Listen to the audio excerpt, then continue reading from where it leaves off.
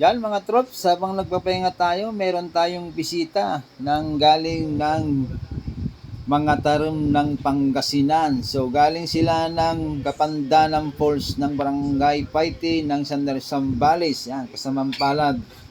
Walang tubig ang falls. So yan, nagtanong sila sa amin kung saan pwede daw magtampisaw ang mga bata.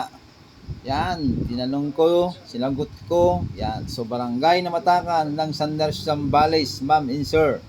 Yan, so nagtanong sila kung magkano ang per kilo ng kamote. Yan, sagot niyan sir, 21 pesos per kilo. Yan, sa lugar daw nila ay 50 to 60 per kilo, di ba? Ang laki ng diferensya mga trops. So yan, pipilan natin ang malilit daw ang gusto nila. So yan, papakita natin yung mga kamote na ibibinta natin sa kanila. Dahil bibili daw sila ng 10 kilo na kamote. So yan, let's go! Yan mga trops, so yan, pinakita ko na ang kamote na naani namin. So yan, napawaw sila sa kinis ng kamote. Yan. So binus ko pa para lalo pa nilang makita ang kamote. Yan, lalong napawaw sila dahil ang kikinis daw ng kamote dito sa Zambales. Dahil yan, pati si sir namili na rin. So ang bibili nila 10 kilong kamote. Yan, so maraming salamat sa iyo sir and ma'am. Meron na kaming pambili ng ulam at merienda namin mga kasama ko.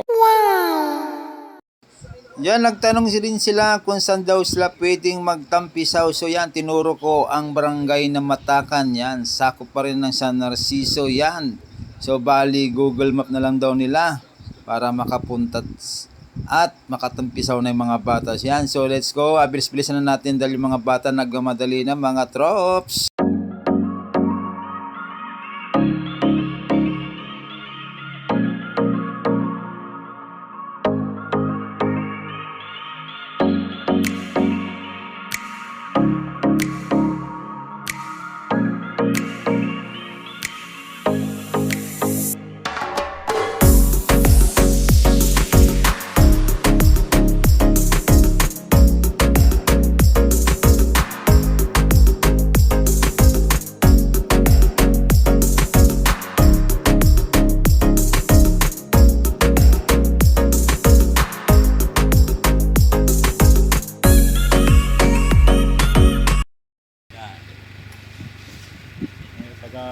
Pangasinan. Dumaan sila dito para namili ng kamote. Shout out sa mga taga Pangasinan. Thank you.